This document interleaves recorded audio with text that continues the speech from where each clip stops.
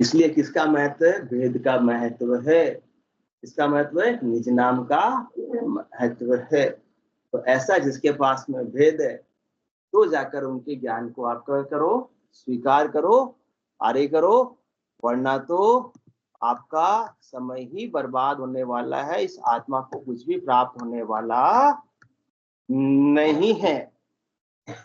भले ही वो बहुत बड़े बड़े धाम बने हुए हो, भले ही बहुत महंत गतिधारी हो, परंतु जिसके पास में ऐसा निज नाम का भेद नहीं है, जिसने घटपटों का खुद ने अनुभव नहीं किया है, वो आपको भी निज नाम प्रदान नहीं कर सकता है, सही मार्ग नहीं दिखा सकता है। तो अपने को ये विचार करना है कि निज नाम जागृत हो रहा है या नहीं हो रहा है।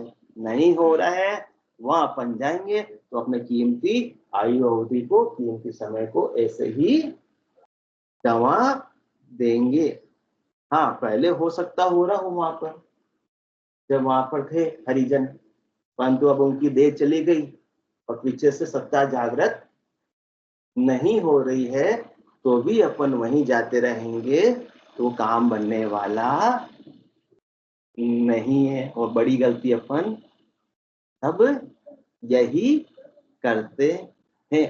ठीक है, धाम का अपना पराक्रम है, परंतु केवल धाम पर जाने से, केवल उसकी परिक्रमा करने से निज नाम जागृत नहीं होगा। और बिना निज नाम जागृत के आत्मा का कल्याण कभी भी होना संभव नहीं है। तो क्या करना पड़ेगा? अपने को जानकारी करनी पड़ेगी कि कहाँ भेद है, कहाँ रहस्य है, कहाँ निज नाम है, सच्ची केवल की भक्ति कहाँ है। तो जे कोई अरत आदसु लेवे राजयोग को भाई, तो जे संत केवली हुआ वे पंथ सोजो आई। यदि वास्तव में आपको मालूम पड़ा है कि साधो भाई समझ सोच रहे हो, गाड़ा साथ को आप सुन भी रहो, समझ भी रहे हो, विचार भी कर रहे रहो, फिर आपको लग रहा है कि नहीं वास्तव में भेद के बिना कल्याण नहीं हो सकता, तो ये भेद वास्तव में मिलेगा कहां पर? मिलेगा कहां पर? किनको जीवों को तारने का औदा दिया है? केवली भगवंतों को दिया है। तो केवली भगवंत इस तरह धाम पर समय समय पर अवतार लेकर आए, और हर देह की एक आयु अवधि होती है। जो भी आया सबको तो जाना पड़ता है, परंतु जहां सत्ता आज भी जागृत हो रही है तो उनके ज्ञान से आप जुड़ जाओ, क्योंकि ज्योत से ज्योत जलाते चलो।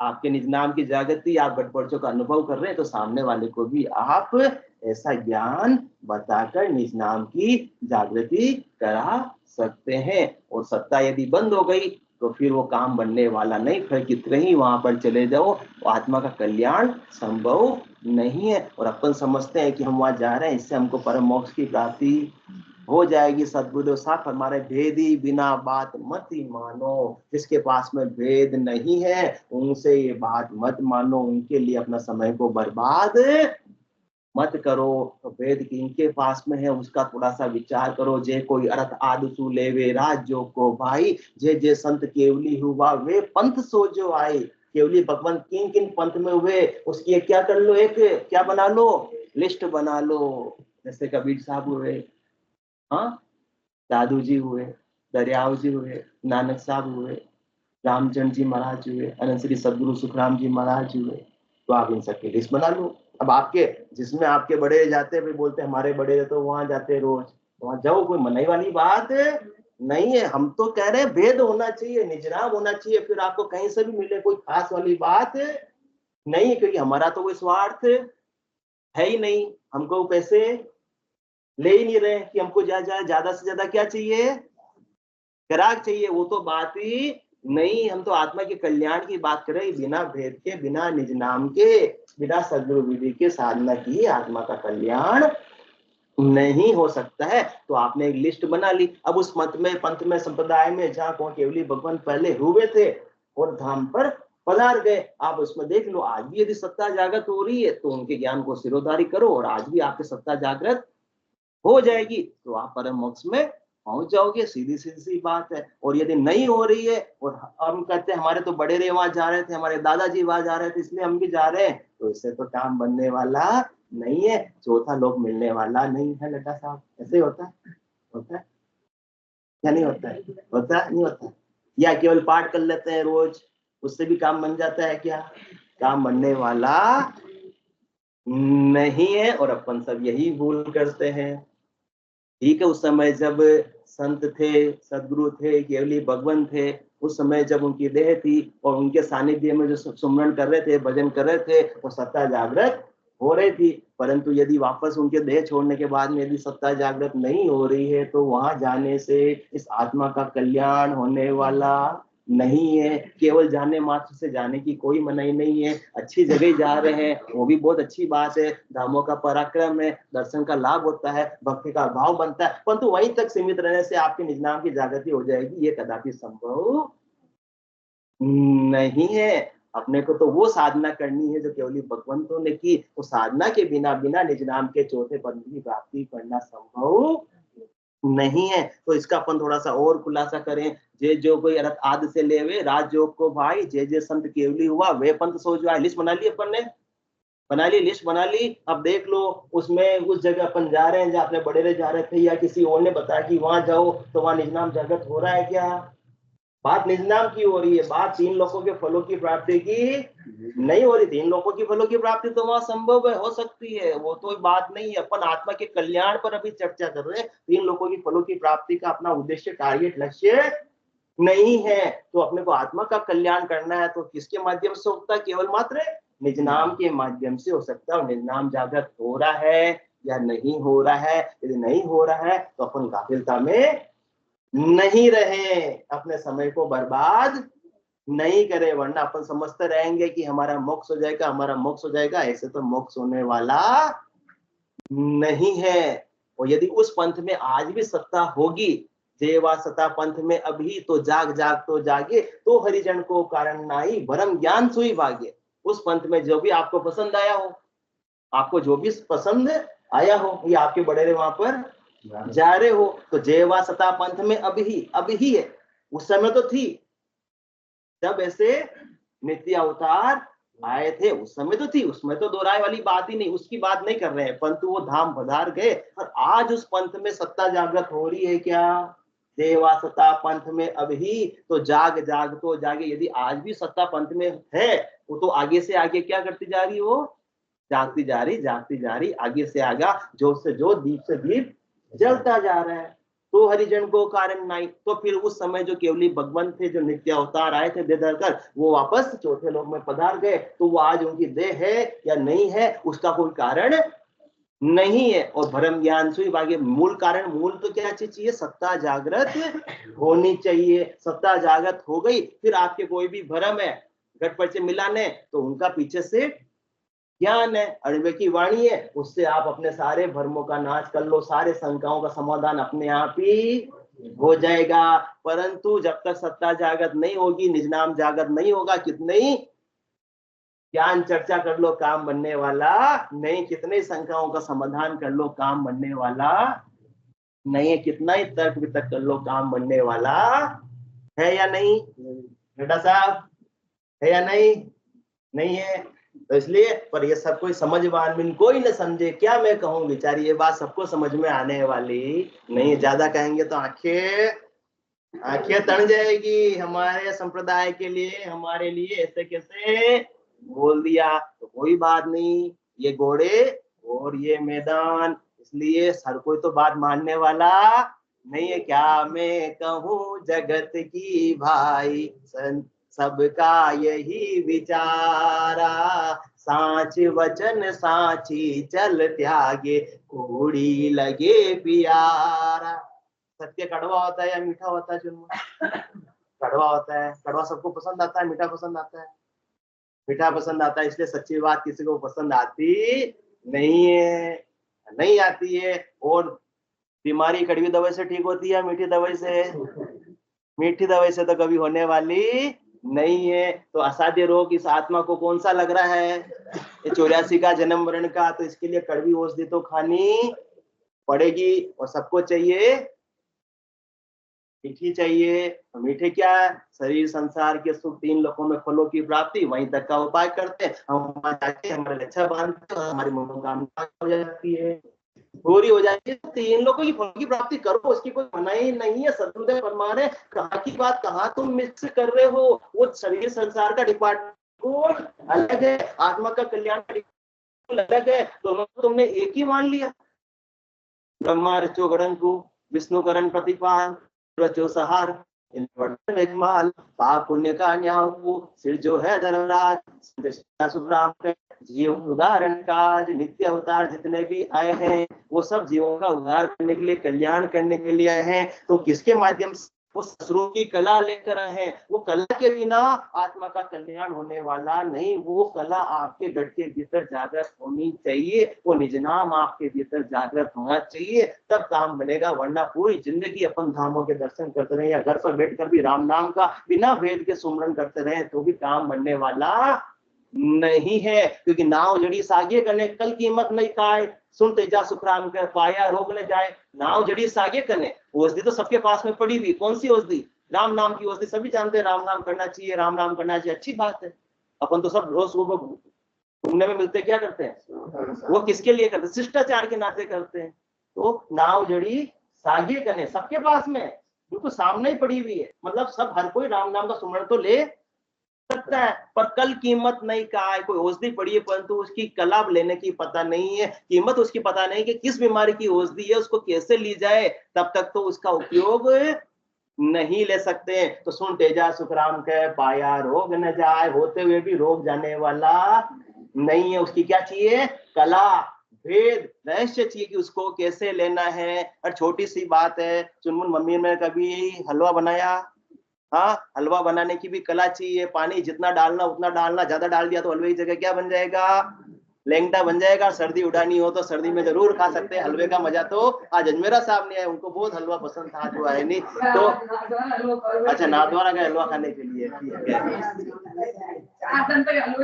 हलवा खाने बहुत मजा आ जाएगा। तो नाव जड़ी सागे कने कल कीमत नहीं काय, सुन तेजा सुखराम के पाया रोग ने जाए। सुन तेजा सुखराम कह गुरु सुवेद अजान, बेरी की गरज सारसी यूं कह वेद पुराण। जिसके पास में भेद नहीं है वो क्या बन गए? गुरु बन गए। भेदी बिना बात मती मानो, सभी फिरत है आड़ा। सब गुरु बन गए, ज्ञान देने को सब तैयार बैठे रहते हैं। क्योंकि गुरु बनना, मोटा बनना सबको क्या लगता है? अच्छा लगता है। परंतु वो गुरु क्या कर रहे हैं अपने लिए? बेरी की गरज सारसी, और अपने क्या कर रहे हैं? और बिगाड़ा कर रहे हैं। सुन तेजा सुखराम के गुरु सु वेद अजान। चाहे गुरु हो चाहे डॉक्टर हो, जिसके पास में अधूरा ज्ञान होगा, जिसके पास में वेद नहीं होगा, तब तक काम बनेगा नहीं। वो क्या करेगा? और बेरी की गरज सारसी, बेरी का दुश्मन का काम कर देगा, दुश्मन का काम आसान कर देगा। दुश्मन क्या करना चाहता? अपना, हाँ, तो वो नाश कर देगा। इसी प्रकार से अपन अपने ऐसे बिना भेदी जनों के पास में जाकर अपने समय का ही नाश करने वाले हैं, और इस आयु अवधि को ऐसे ही खोकर चले जाएंगे। इसलिए जयवासता पंथ में अभी तो जाग जाग तो जागे, तो हरिजन को कारण नाही, परम ज्ञान सुई भागे। और जो हद पड़ी उन्हीं से आगे चली न कोई, तो तारणहार संत ही जुग में और उपाय न कोई। उस पंथ को आपने देख लिया कि उस समय महाराज थे और तब सत्ता जागृत होती थी, और आगे अब नहीं हो रही, आगे से आगे तो अब उपाय होने वाला नहीं है। तो इसलिए अब क्या करना है? वहीं को अपन ढर्रे को पकड़कर बैठे रहेंगे तो आत्मा के कल्याण से क्या हो जाएंगे? वंचित रह जाएंगे। कि हमारे तो बस वहीं जाना लकीर के फकीर, इससे तो काम बनने वाला नहीं। आज मुंद्रा साहब नहीं आए, कोई नाराजगी तो नहीं हो गई कल की सत्संग सुन के उनके? हाँ, मुझे लगता है कोई नाराजगी हो गई दिखती, लगता तो ऐसा ही है। इसलिए समझो सकल नार नर आणी, पंथ आगला त्यागो। मुंद्रा साहब की बात आ रही है, आज नाराज हो गए, वरना सुनते तो थोड़े से वो नाराज हो जाते। समझो सकल नार नर आणी, पंथ आगला त्यागो। वे सो ही संत प्रगटे जुग में, ताते चरणा लागो। जिनसे वो जुड़े हुए हैं और उनके यहाँ सत्ता जागृत नहीं हो रही है, तो महाराज कहे उनको पकड़ कर मत रखो, पंथ आगला त्यागो। समझो सकल नार नर आणी, पंथ आगला त्यागो। कोई सत्ता जागृत हो रही थी तब आपने पकड़ रखा था, अच्छी बात है। ये मेन भेद चाहिए, सत्ता चाहिए, निज नाम चाहिए, वो हम जान रहा है तो अच्छी बात है। उससे कल्याण होगा। जब बात समझ में आ गई, कॉन्सेप्ट शुरू से क्लियर होगा, तो आगे से आगे पूरा सवाल भी ऊपर ही स्टेप क्या बोलते हैं आप, फार्मूला गलत हो जाएगा तो आंसर कभी आने वाला नहीं है। तो पहली सीढ़ी तो अपने को सही पकड़ में आनी चाहिए ना। निज नाम के बिना आप कितना ही उपचय कर लो, कितना ही साधना कर लो, काम बनने वाला नहीं है। इसलिए सब इस बात को समझो, नाराज होने की आपको आवश्यकता नहीं। घर पे जाके बोल देना, नाराज होने की आवश्यकता नहीं है। समझो सकल नार नर आणी पंथ आगला त्यागो, सोई संत प्रगटे जुग में ताते चरणा लागो। जिनके द्वारा सत्ता जागृत हो रही है उनके ज्ञान को क्या कर लो, गिरोधारी कर लो।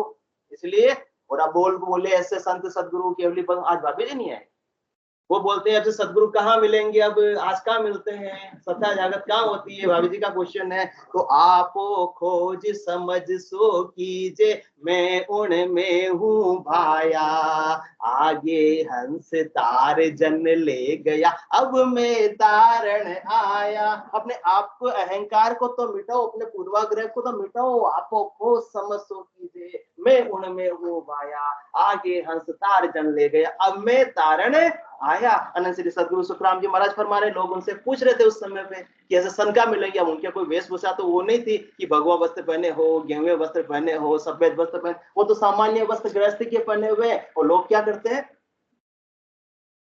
रंग बिरंगे कपड़े से महत्व देते हैं, उनके तो उठ उठकर चरणों में लग जाते हैं।